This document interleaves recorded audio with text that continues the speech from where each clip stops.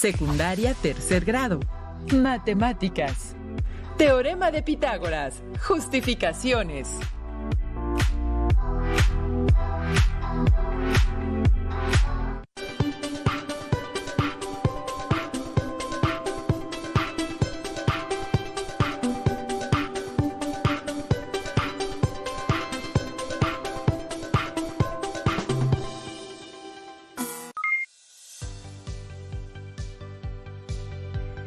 Bienvenidas y bienvenidos.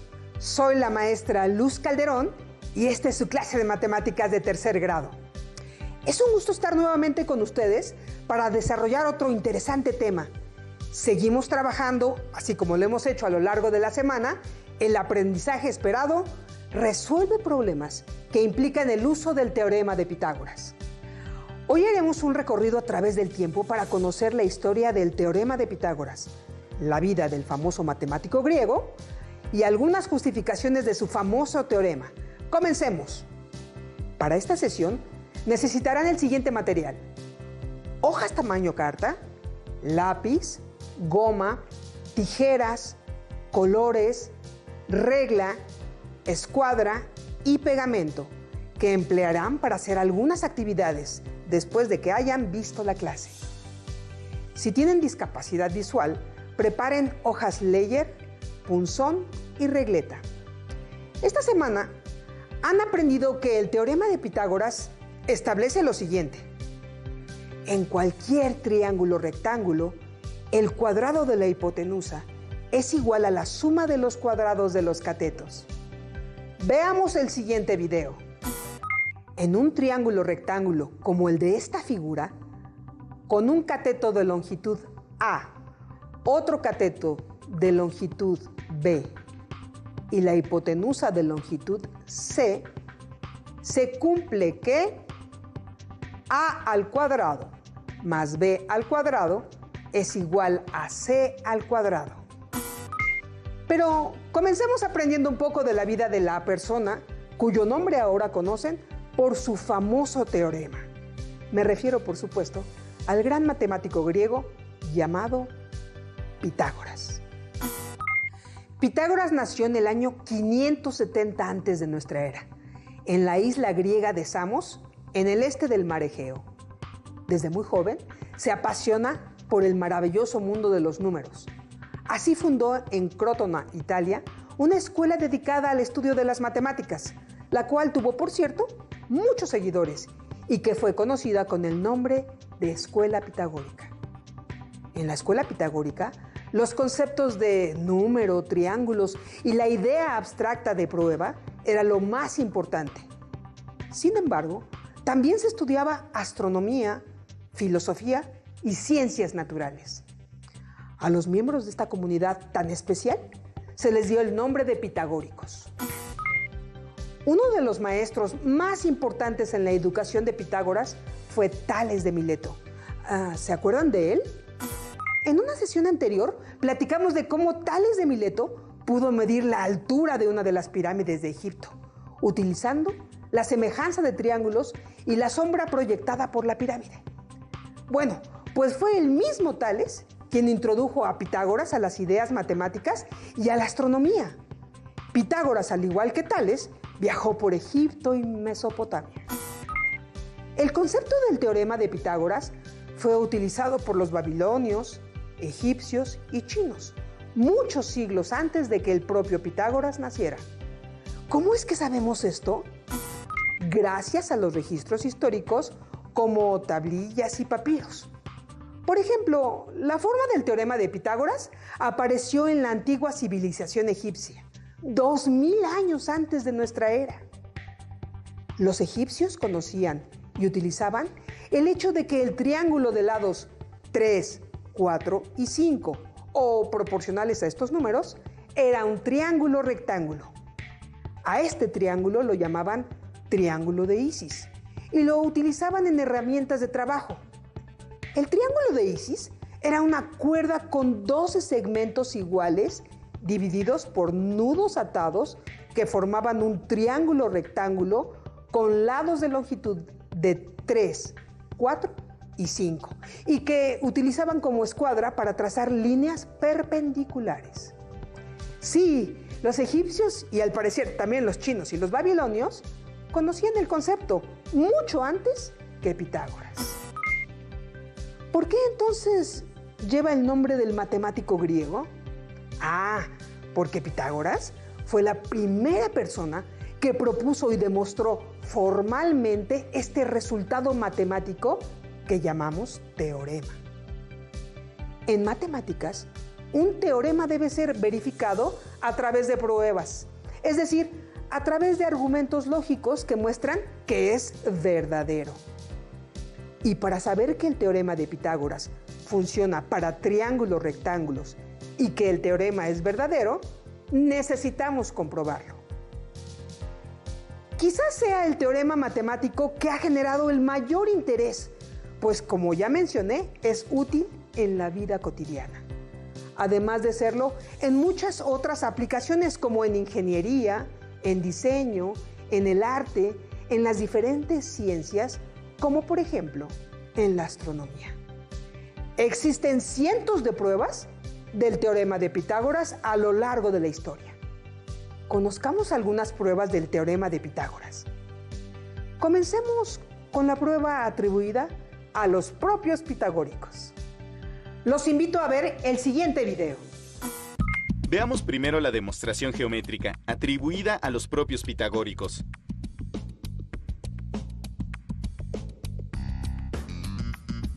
Observa bien la siguiente imagen. El lado del cuadrado coincide con la hipotenusa de longitud C de un triángulo rectángulo, con catetos de longitud A y B, respectivamente. El área del cuadrado es C al cuadrado. Pon atención en las áreas que se forman ahora. ¿Te diste cuenta qué ocurrió? ¿Qué dimensiones tienen los cuadrados que se formaron ahora?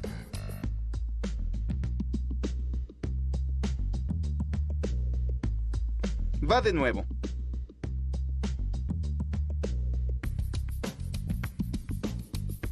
El cuadrado original se separó en dos cuadrados,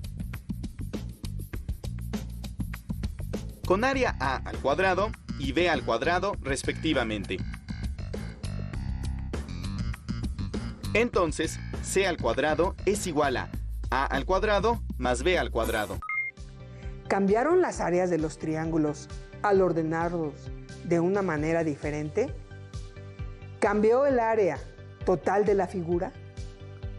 Podemos concluir entonces que el área del cuadrado inclinado es igual a la suma de los cuadrados pequeños. Conozcamos ahora la prueba del teorema de Pitágoras por el matemático y astrónomo indio Bhaskara II, quien nació en el año 1114 de nuestra era. Prueba de Bhaskara, India, siglo XII. Empezamos con un triángulo rectángulo y tenemos los lados A, B y C y nuestro ángulo recto. Entonces, Bhaskara dijo que si dibujamos otros 3 triángulos iguales para tener un total de 4 y los colocamos de esta manera, obtenemos un cuadrado pequeño y un cuadrado mayor con medida de lado C. Por lo tanto, el área del cuadrado mayor es C cuadrada. Ahora vamos a tomar estos 2 triángulos, por cierto, triángulos isósceles, y vamos a tomar este primero y lo giramos de esta manera para colocarlo en este sitio. Y este otro lo giramos para que nos quede de este lado. ¿Los triángulos han cambiado de forma y de medida? No, ¿verdad? Pues siguen siendo los mismos. Lo único que hicimos fue rotarlos, lo que significa que el área de cada figura no ha cambiado. Ahora observen que este lado es B. Este otro lado también es B. Este de aquí es A y este es B más A. Bien, Continuemos con la prueba de Bhaskar. Dibujemos sobre nuestras figuras una manera diferente de líneas y recordemos que este lado de abajo es B más A, pero coloquemos primero ahora B más A, de tal forma que el cuadrado aquí generado tiene como medida del lado B y en el cuadrado pequeño la medida del lado es A. De esta manera, el área del cuadrado grande es B cuadrada y el área del cuadrado chico es A cuadrada. Finalmente podemos obtener que el área de este cuadrado que es B cuadrada más el área de este otro que es A cuadrada es igual al área de nuestro cuadrado grande inicial, es decir, C cuadrada. Por lo tanto, el teorema de Pitágoras queda entonces demostrado. Hermoso, ¿verdad? ¿Cómo expresarían algebraicamente el resultado de la prueba de Bhaskar? Veamos ahora nuestra primera demostración algebraica del teorema de Pitágoras.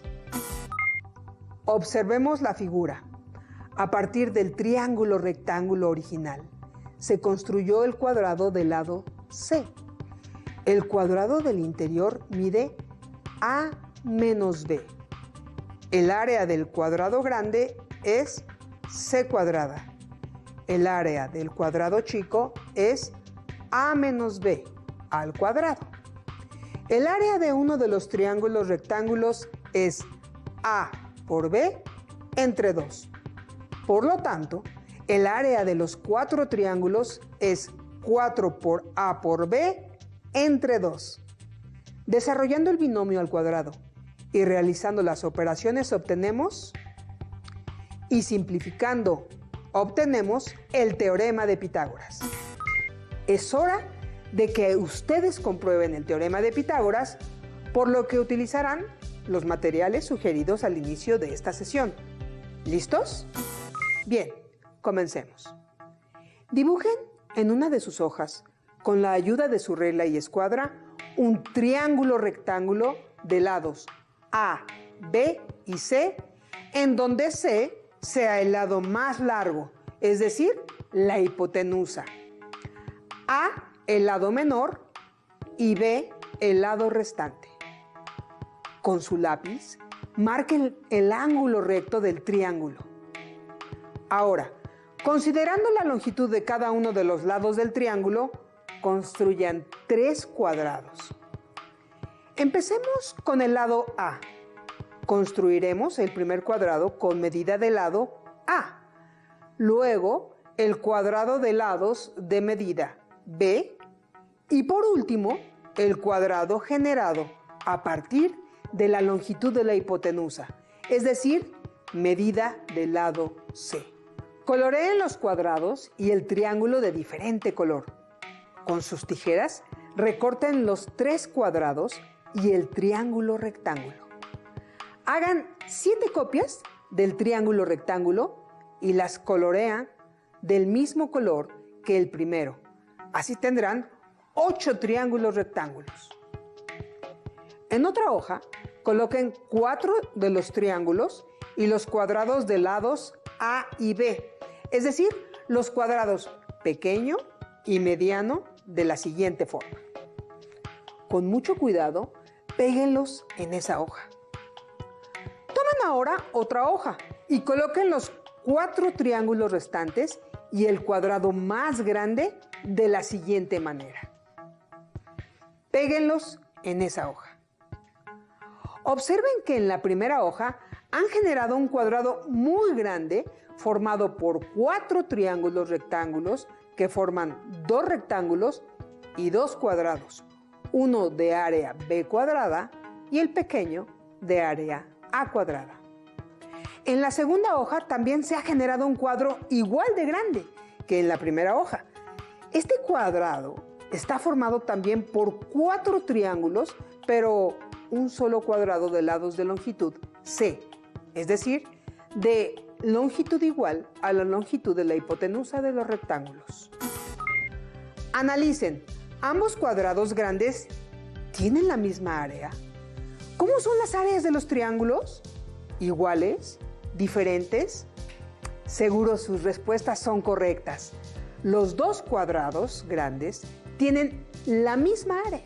Y como ambos cuadrados están formados por el mismo número de triángulos rectángulos, que son congruentes entre sí, por tener igual medida de sus ángulos y de sus lados, entonces podemos afirmar que la suma de las áreas de los cuadrados de lados A y B de la primera hoja es igual al área del cuadrado del lado de medida C, lo cual podemos resumir de la siguiente manera.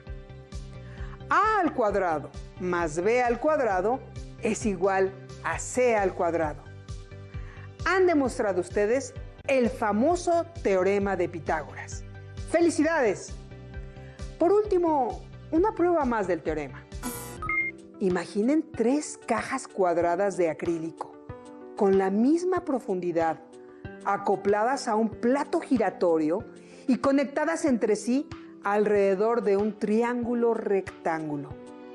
Imaginen que llenamos el volumen de la caja más grande que se encuentra en la parte de abajo del plato y luego la giramos de tal manera que el cuadrado grande ahora esté arriba y los otros 2 cuadrados abajo.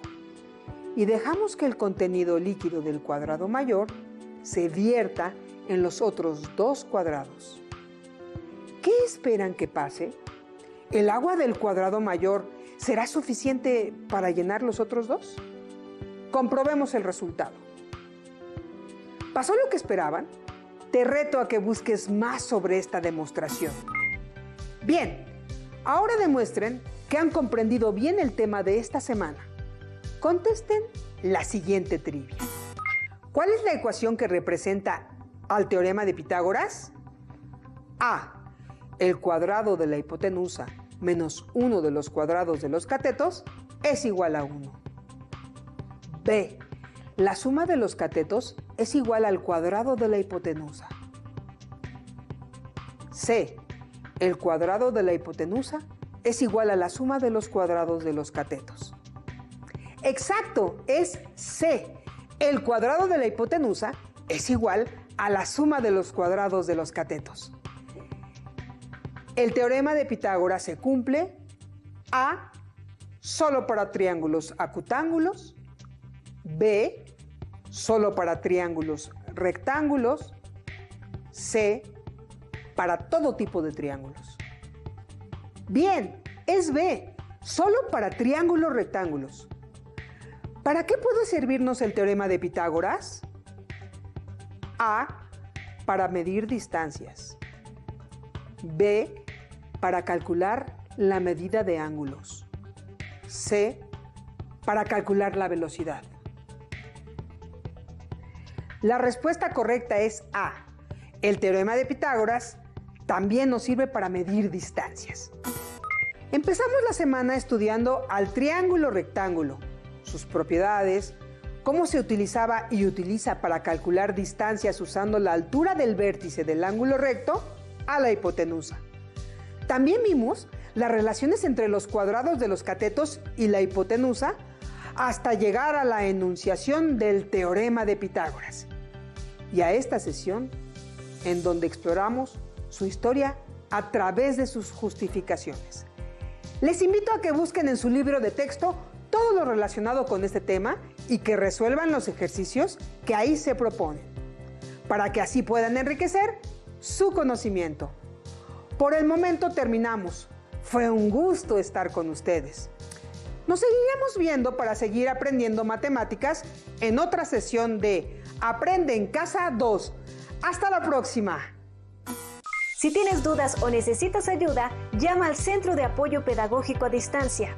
El número de teléfono para secundaria es el 55 36 01 71 23. Si requieres consultar los libros de texto en versión digital, recuerda que los puedes encontrar en la página conalitec.cep.gov.mx. Y recuerda que también cuentas con el sitio aprendeencasa.cep.gov.mx, en donde podrás ver nuevamente los videos de los programas y además encontrarás actividades para fortalecer tus aprendizajes.